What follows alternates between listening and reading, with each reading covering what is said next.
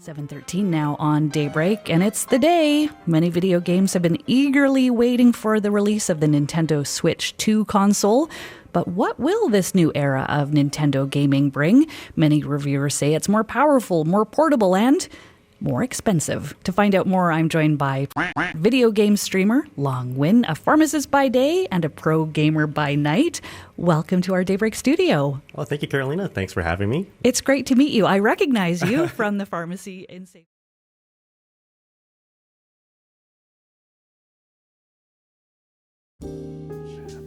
Okay, how's that look? All right, we're just gonna hit record and I'm just gonna talk. We have a little bit of a script here. Nothing for me to read off of, more for me to have direction. So don't expect me to make full 100% eye contact. But yeah, today I want to share something really cool that happened to me about 2 weeks ago, which was this. I was recently featured on the local CBC morning radio show. I know it's not like winning Evo or winning a major like CEO or anything like that, but for me it was quite an accomplishment. And I'm really happy about it. I just want to share that with you guys. Really, that's all this video is about, really. I should mention, this is an experimental video in which I just talk about something without a script. If you end up enjoying it, a like or comment lets me know to make more videos like this. I have a lot of ideas I want to share, and I'm kind of limited on time, so the positive feedback really helps. Also, if you're new here, subscribing helps me too. Alright, with that said, let's just jump right into it. Why was getting this interview important to me? Well, first of all, just getting a CBC interview is pretty dope. You know, it's like Kawasaki Munenori. CBC News. Let's get started. CBC News. I don't think anybody knows that reference, but if you do, you do. And if you don't, look up Kawasaki Blue Jays. He's a funny guy. In Toronto, eat a lot of poutine. I guess getting an interview for my hobbies is a big deal for me. You know, as you know, I work as a pharmacist, and to become a pharmacist, I had to make a lot of sacrifices, like giving up playing fighting games competitively at probably my height of competition. So I went to university, this is like 20 years ago, and I really wanted to find Guilty Gear players to grind matches and do training with. Unfortunately, I found out soon after that I couldn't do that. I can't compete competitively and maintain strong academics to get into pharmacy or to complete my pharmacy program. I had to give up fighting games, unfortunately. So that was heartbreaking at the time, of course, realizing that. But it's, you know, sometimes you just gotta do what you gotta do to pursuing like a stable financial life, you know? I don't know if that echoes out to anybody else, but yeah, that was 5 years of my life, in which I guess in the grand scheme of things isn't that much time. But I did give up something I really loved, which was playing Guilty Gear competitively in order to pursue a stable financial life. And when I did eventually get that stable financial life, that's when I realized I needed to enrich my life with fighting games again. And that's basically what I've been doing for the last 15 years. I guess I didn't mention this, but I ended up moving out of the big city, which was where you can find the strongest players. Like Vancouver now has VSB, I believe, you know, the Vancouver Street Battles. So I made the decision to move back to my hometown, which is about 19 hours away from Vancouver. And at that time anyway, it was the nearest local. Vancouver was the nearest local to us. So if I wanted to like play with anybody in a stable setting, I had to drive 19 hours away. And keep in mind, this is back before rollback netcode and back before fiber optic internet. And even still, my hometown doesn't have fiber optic internet, so it's still a challenge. So what I had to do was I had to find players, or I had to create players almost. My hometown has not very many people, but yeah, I had to make it work somehow for my own sanity. To fix this issue with not being able to play other players, I did the natural thing and started hosting small meetups at my apartment. I knew a guy who played Street Fighter. I guess I tried to get him to play Guilty Gear.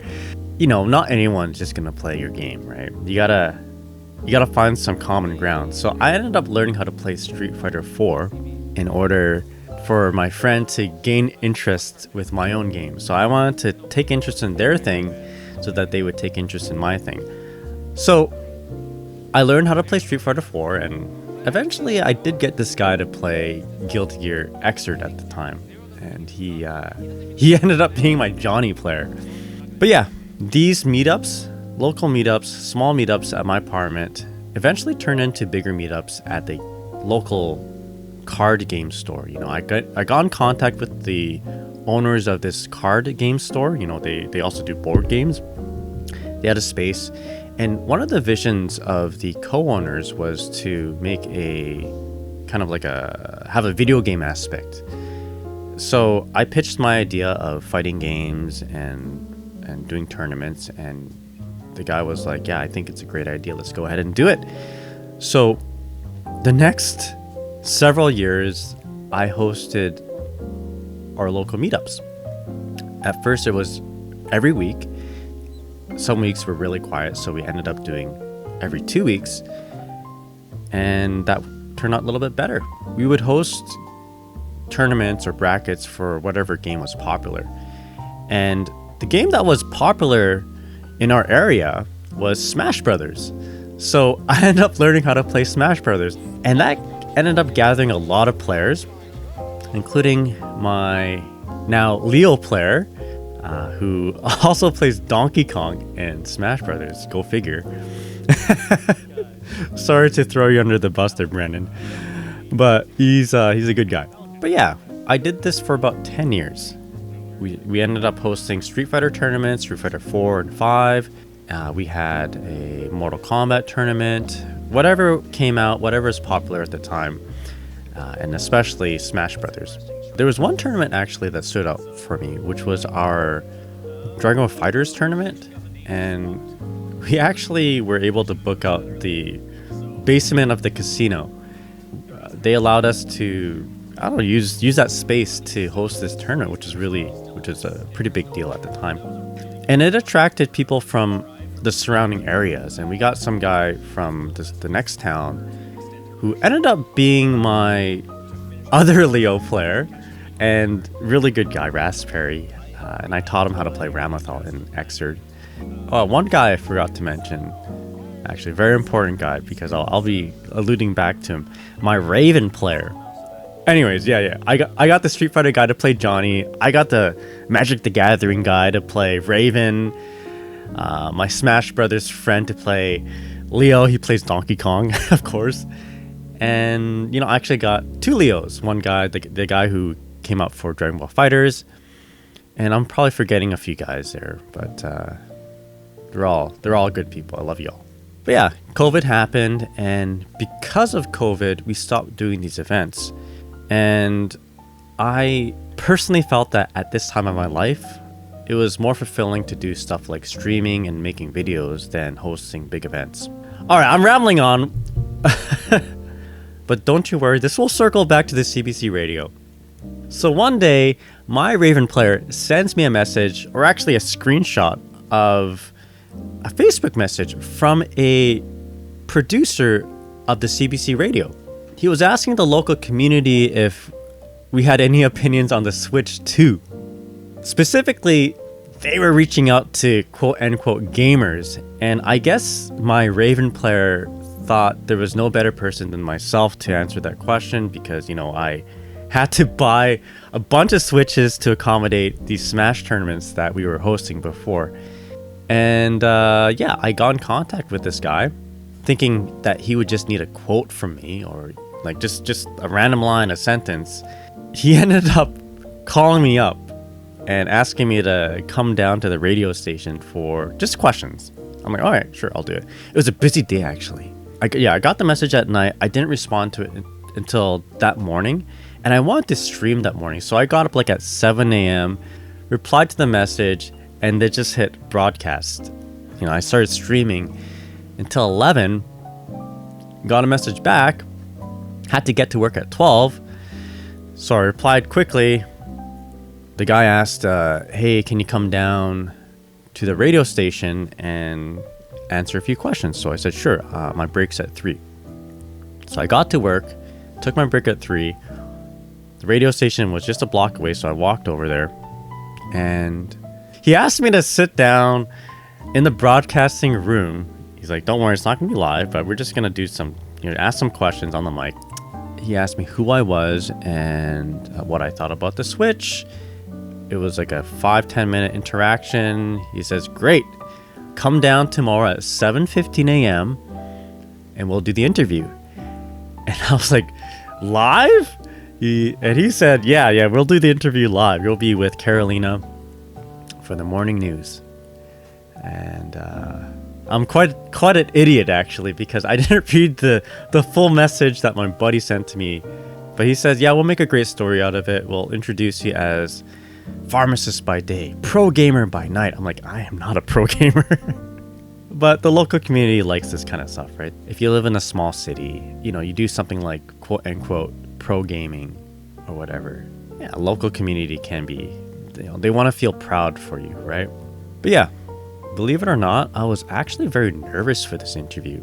But I have been streaming for the last 5 years, right? I've been live broadcasting for the last 5 years, and some of these live broadcasts have hit a very large audience. Very rarely, but it does happen, I get rated by big names. Like one time I got rated by Maximilian, and one time I got rated by Artosis, fighting games and StarCraft. But yeah, this ain't your Mickey Mouse and the Guy stream. This is the CBC. CBC? Oh, A, B, C, D, E, F, G. Not my usual audience, and way more professional. But the people were really nice, and honestly, when we got talking, they seemed to be more interested about the quote-unquote professional gaming side, rather than my opinion on the Switch 2. But they tried to kind of direct the questions from competitive gaming to the Switch 2. So that was kind of cool. And I wanted to ask you too, because you play in international competitions in gaming. Are you using the Nintendo platform for those international competitions? Actually, for traveling, the Switch is a fantastic console to bring with you during like long airplane rides. As you guys know, from to anywhere, there's like a lot of layovers, so having something to occupy your time really does help. Now, my game actually, Guilty Gear, actually got ported to the Nintendo Switch recently, so I can now practice that game on the go. Before a tournament, I can make sure I'm all warmed up, and I have I do all my homework, all my lab work before I go into these competitions. So it does help, actually. Yeah. And I accidentally said labbing, and the lady was like, "What is labbing?" What lab work do you need to do before you are participating in a competition? I guess. What do you mean? Labbing is a term for a fighting game term. I guess that means training or putting in the practice.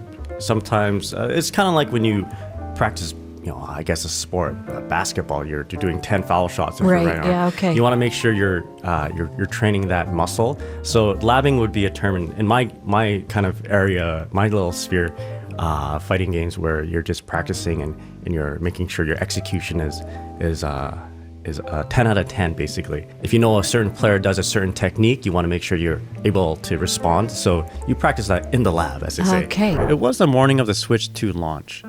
And before the interview, I got a message from my Donkey Kong Smash Brothers player who plays Leo.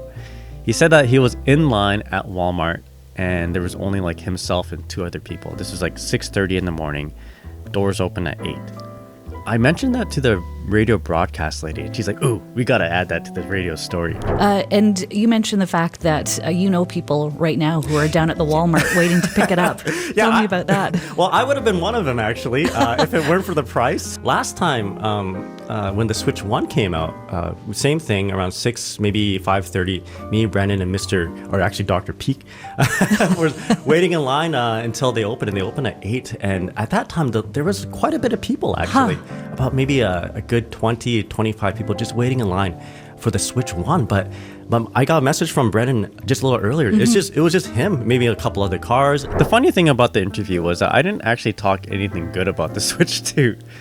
Like with many people, I have a negative opinion on the Switch 2's prices. You know, it's very expensive, the games are expensive, and Nintendo has done some weird decision making, like in terms of ownership. Like with many quote unquote gamers, I had a not so positive opinion on it, and I made it clear. I made that clear on the radio. So basically, I was talking smack about the Switch 2. Well, it's a little expensive, as we talked about earlier on. Yeah, I think it's going for, I'm just looking for the price, $630 about. Yeah, it's about maybe 1.5 to 2 times more expensive than the previous Switch. So that is definitely a deterrent of wanting to, be a home console for everybody, I suppose. Yeah. So is this just hype? This about the Nintendo Switch 2? Yeah, maybe.